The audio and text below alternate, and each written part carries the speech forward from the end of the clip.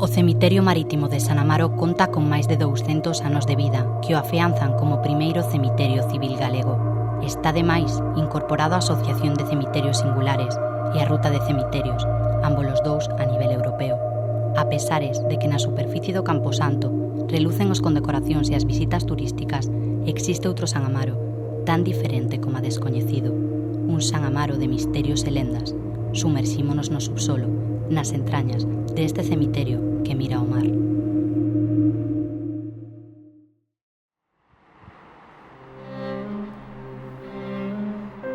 Como cemiterio marítimo, San Amaro acolleu durante séculos a homes e mulleres engolidos pola bravura das ondas do mar herculino. Nesta ocasión, os protagonistas da historia, os tripulantes do mercante alemán Belgrano, lograron fuxir da guerra de trincheiras a que se enfrontaba o seu país, mas non da furia de Poseidón. O desencadeante foi unha romaría en Santa Cruz, que sería a súa derradeira esmorga.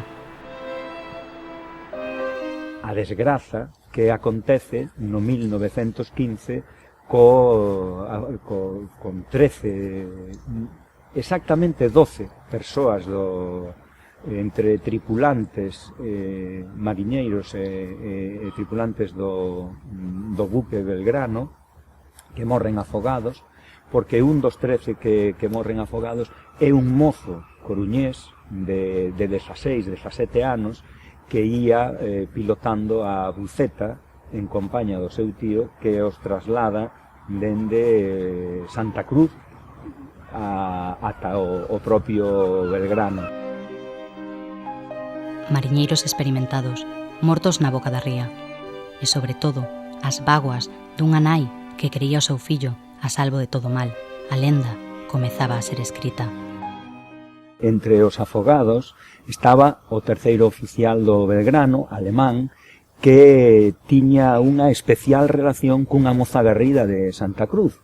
E dice, ademais, que ían contraer nupcias próximamente, porque él estaba axilizando todos os trámites e ese mesmo día expresamente a La Voz de Galicia que recibira 3 cartas de Alemanha e que eran documentos que él precisaba para contraer nupcias.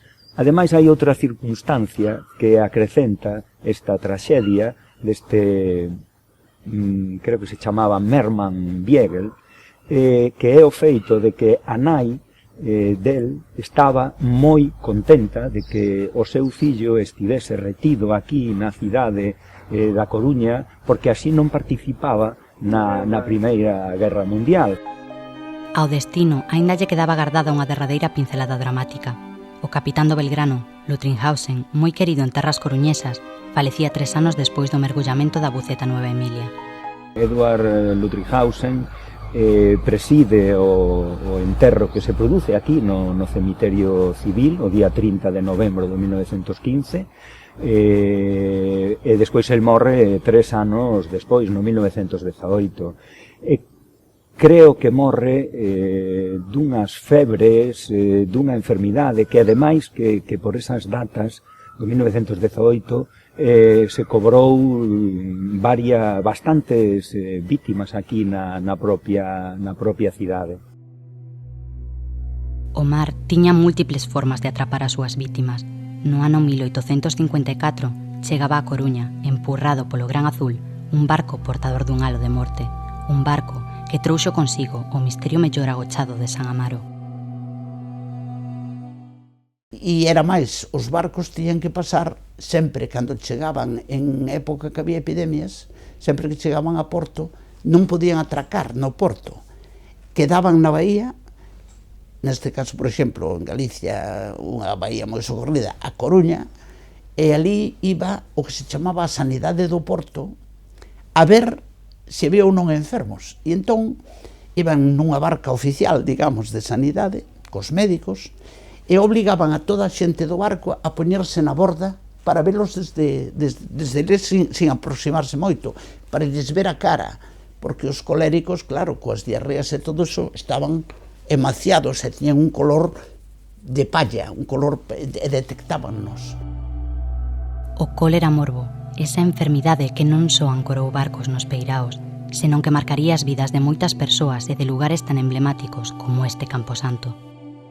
Chegaba nun momento no que a cidade de A Coruña era o caldo de cultivo perfecto para o espallamento da epidemia. Hubo varias epidemias de cólera en Coruña, hubo varias epidemias de cólera morbo. Una muy gorda se produjo en 1832, fue una epidemia bastante importante, pero la que realmente marcó la historia de Coruña y realmente la historia de San Amaro fue la que se produjo en 1854. Fue una epidemia devastadora. Como modelo de una crisis de todo tipo, de una crisis social, una crisis económica, primero una crisis sanitaria y además también una crisis política porque se inició la revolución que dio paso al bienio progresista. Os poderes políticos non lograron soster o brote. Unha muller, envolta nunha auréola de santicidade, tentou cortarlle o paso á enfermidade que chamaba ás portas da cidade. Juana de Vega, cuando todo el mundo empieza a huir, porque Coruña se quedó desierta por dos motivos. Una, porque iba cayendo la gente enferma, iba muriendo, y otro, porque todo el mundo salió corriendo fuera de la ciudad, se fueron al campo casi todos. Y Juana de Vega fue de las pocas personas que se quedaron y además se quedó a atender personalmente a los enfermos. Lo que dice la gente es que probablemente ella estuviese inmunizada contra la enfermedad y que por eso no cayó enferma, porque tuvo un contacto directo con los enfermos, los atendía a ella. Merecería, en mi opinión, un estudio en profundidad para poder valorar su personalidad y lo que supuso ella en la vida de La Coruña, fundamentalmente en relación a los pobres. O cólera non diferenciaba entre ricos e pobres, nin por sexo, nin por idade. Todos eran sentenciados á calviva, todos eran sentenciados á fosa. Aínda que nesta historia atopamos contradicións tan grandes como os cadaleitos da familia Comesgai, enfermos coléricos enterrados en nichos individuais, o porqué é algo que ende xamais saberemos. Cuando moría un rico, pues querían hacerles entierros de primera, con no sé cuántos curas, No, eso prohibido, solo el carro fúnebre o y una cruz, y les decían a los curas que tenían también que acompañar a los entierros de los pobres. Incluso se llegaron a hacer enterramientos de pie, porque no había espacio para tantas muertes como se producían. De hecho, esa zona quedó luego reservada para enterramientos infantiles, porque decían que estaba tan repleto de cadáveres que quedaba muy poco espacio para meter cadáveres, y entonces se destinó desde entonces a enterramientos infantiles. A desesperación provocaría enterramentos masivos. Os carros fúnebres chegaban a San Amaro na escuridade, os corpos eran sepultados, pero onde é algo que non está esclarecido. Hai historias que apuntan unha fosa común, outras ás entrañas da capela, pero cal é a realidade de San Amaro? Eso es más una leyenda que una realidad.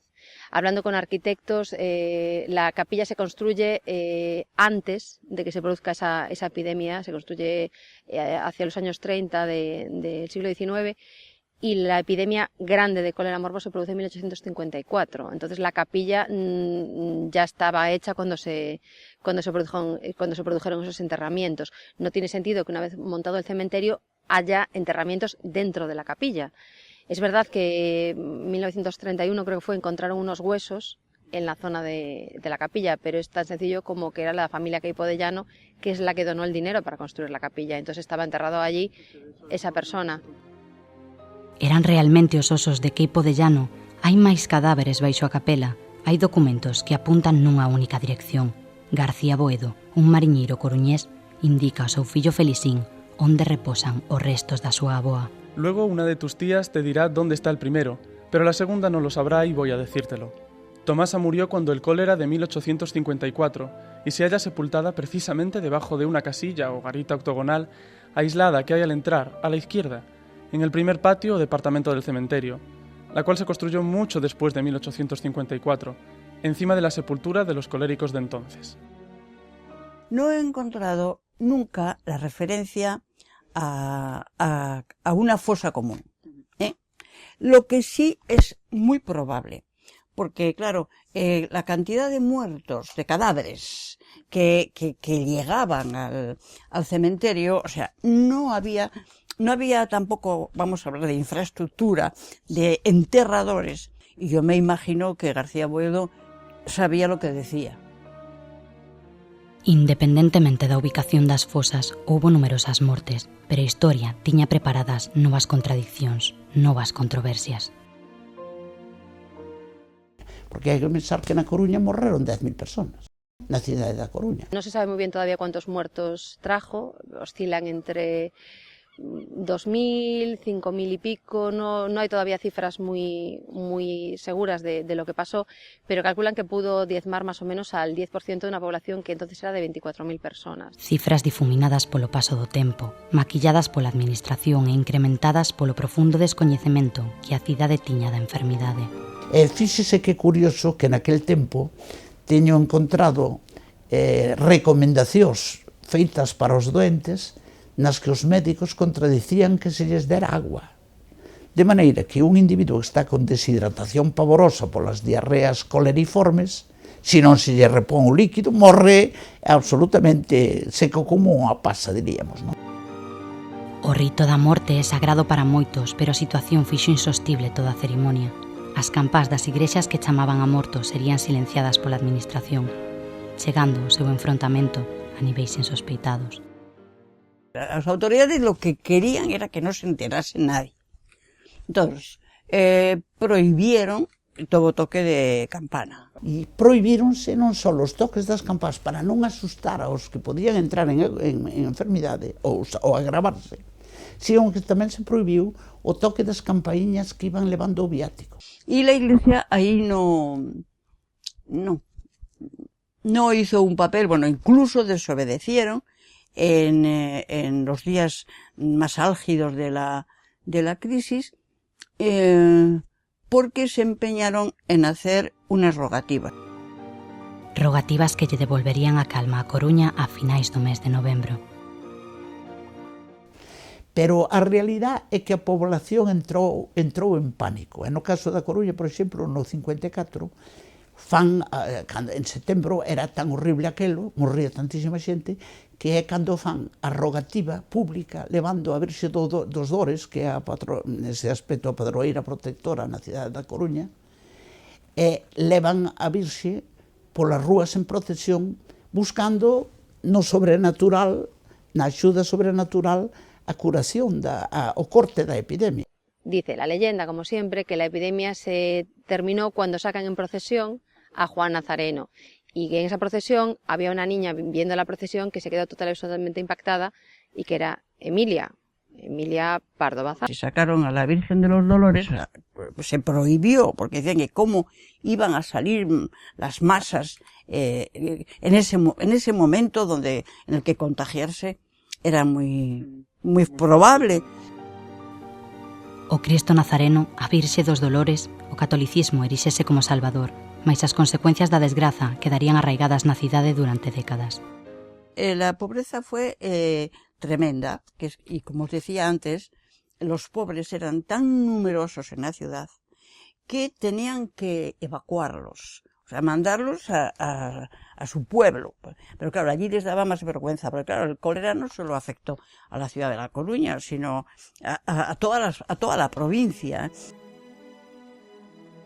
Falamos de pobreza, de batallas lonxanas, de enfermidades que chegaron alén do mar, do medo que provoca a morte.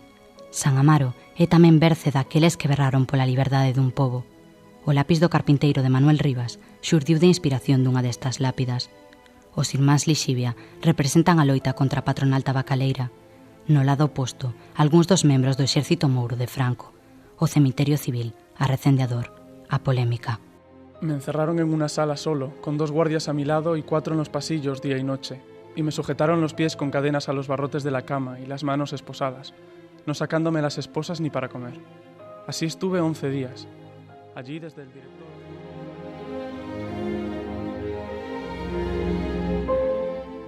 Quisiera callar por tratarse de mí, pero no debo. Lo que conmigo y Seoane han hecho es algo difícil de relatar. Solo te diré que 1000 muertes son preferibles a lo que con nosotros han hecho. Cuando el 1 de septiembre salí del calabozo era un esqueleto. El día de mi detención pesaba 73 kilos y peso 48.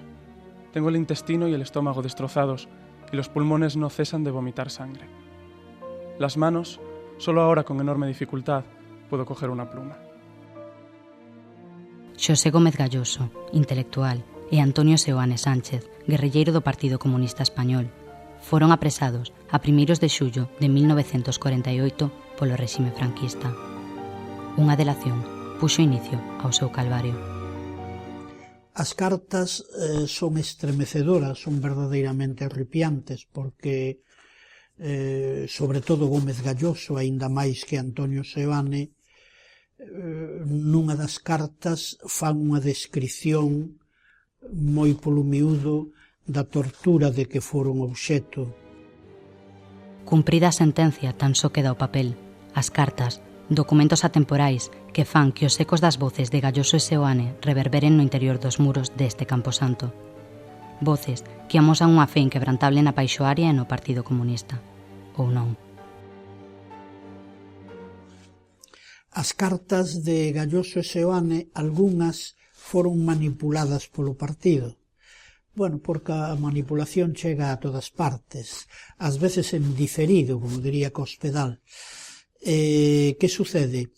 Que estas cartas, claro, as cartas que Galloso e Seoane mandan ou a Dolores Ibarruri ou simplemente ao Comité Central do Partido, estas cartas estaban nas mans do partido, agora están no arquivo do Partido Comunista de España en Madrid. Estas cartas foron publicadas en Mundo Obrero, algunhas delas, e logo eu cotexando o orixinal das cartas. Coas cartas publicadas por Mundo Obrero hai algunhas cousas que se suprimen. Tiveran ou non ese somes fe inquebrantable no Partido Comunista, nunca o saberemos. É un segredo, un misterio que, como todos os que aquí se agochan, permanecerán toda a eternidade fortemente gardados. Historias que xacen ocultas neste máxico lugar, se cadra, unhas máis importantes ca outras. Pola cantidade e a calidade de persoeiros que aquí están enterrados, non só das letras, senón das artes, da música, e ademais polas historias que aquí aparecen. Claro, galegos ilustres. É que, claro, galegos ilustres, ese chamado panteón de galegos ilustres, está Rosalía, Castelao e tal, pero por que non está aí Enrique Lister, dirixente comunista de estatura mundial? Por que non van a estar Galloso e Seoane? Movémonos unha vez máis na controversia, na diversidade de prismas, chegando á conclusión de que San Amaro non sería San Amaro sen todos os que aquí descansan, porque, en definitiva, toda persoa ten algo de galego ilustre.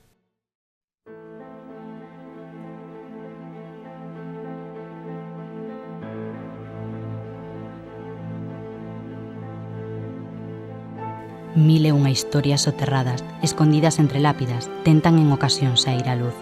Pero San Pedro, de novo, volve a reclamar o que deseo. É hora de entregarlle as chaves do misterio, de pechar a cancela do Ceo da Coruña, do cemiterio de San Amaro.